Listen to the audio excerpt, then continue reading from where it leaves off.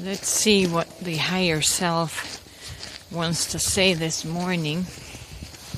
It's April the 23rd, 2025. It's a little bit chilly.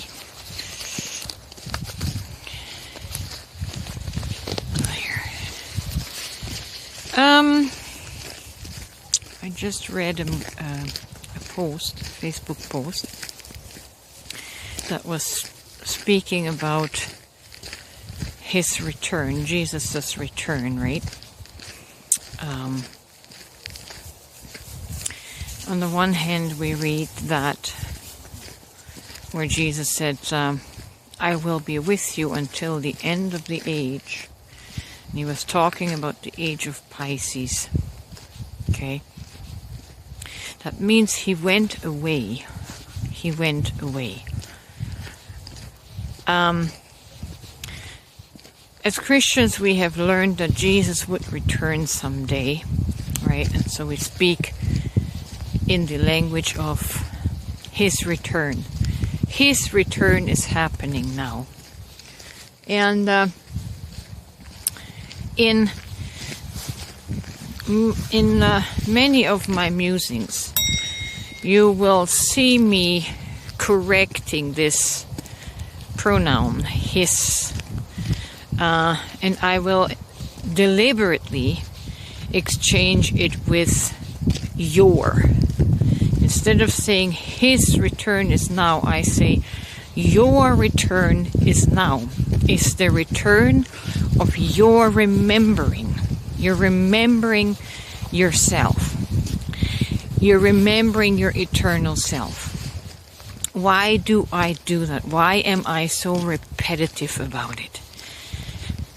Well, it has to do with our neural pathways in the brain. And the neural pathways in our brain have formed around his to mean Jesus, meaning grammatically third person singular, that we give credit to someone else, someone other than the self, the first person singular, right? Our brain was trained to do that. So when we keep talking about his return, Jesus' return, obviously grammatically it's referring to someone else. We are crediting another identity. We're crediting someone else. So someone else is returning. How is that relevant to me? How is that relevant to you? How is it relevant to the self? It isn't. Not in the third person singular pronoun. So I deliberately and intentionally keep correcting the his with your and with mine. And why do I do that? I do it because from the eternal consciousness, the eternal conscious self that you are, that means that before Jesus was, 2,000 years ago, you are. Your eternal self preceded the incarnation of Jesus. But because we were in amnesia for so long, we have forever excluded ourselves from that divinity. We have excluded ourselves from the consciousness that was and is Jesus. Right? Our amnesic state, our sinful state of being unconscious, excluded us from the divine consciousness that became Jesus, that became Christ, or that is Christ, that was becoming in Jesus, in the avatar of Jesus. But because you and I are the eternal self, a fractal of my and your consciousness made up the composite consciousness that Jesus of 2,000 years ago carried.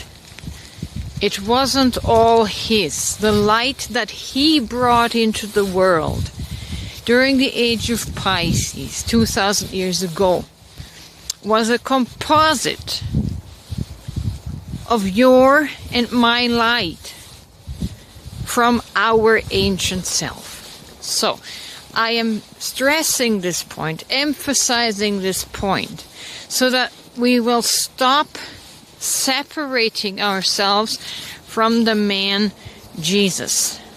Okay? Jesus could not have been the enlightened soul that we celebrate and respect and honor today without your eternal light illuminating him. Do you see how we are all working together as the one eternal self fractaled out into billions of bits, into billions of quantum bits, if we can use the more modern language? You are not excluded from the light that the avatar Jesus carried 2,000 years ago. Today, we carry fractals from the past and fractals from the future. And today, our light is much more brightly than when Jesus brought our light into the world. He brought our light in fractal form into the world. And so, understand what I'm trying to say. It is not about the one person, Jesus, that appeared 2,000 years ago. He just was a single candle, right? And he wished that he could multiply the light or the fire that he carried, which was the combined fire of all of us stars together, right? No one single enlightened avatar is the single source of light and truth.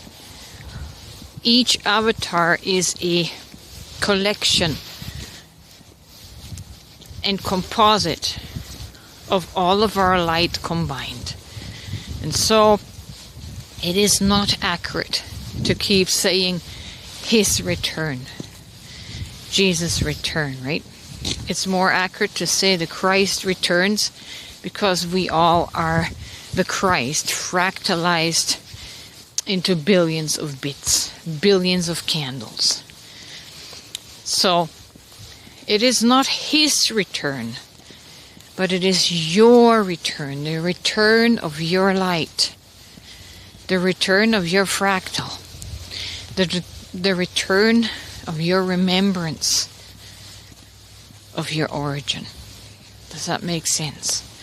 In this way, if you exchange the his with your or mine, my remembering, you give your soul self credit, the credit that it is due. Okay, that's very important. This is the equation of justice. This is the justice scale.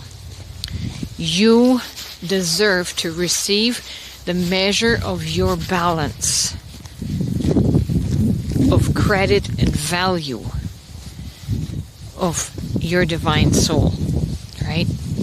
So if we put our value all on the avatar and the name of Jesus, our scale tips into imbalance because we're not receiving our just reward.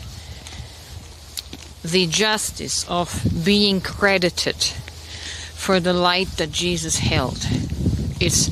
Jesus held a composite of consciousness that you and I were all part of from the vantage point of our eternal self, not chronologically, because obviously chronologically, in the dimension of time and space, we arrived on the planet later, after Jesus.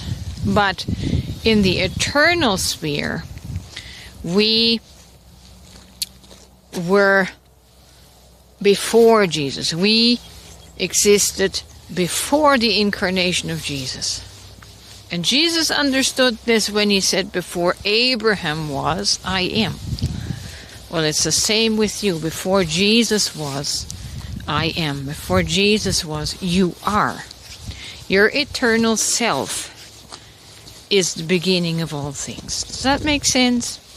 So, the return of you, your return is happening. You are calling your consciousness back into your human remembrance, into your human self. And this is the rapture moment that the world is waiting for. But do not wait for Jesus to appear. Wait for you to appear to yourself.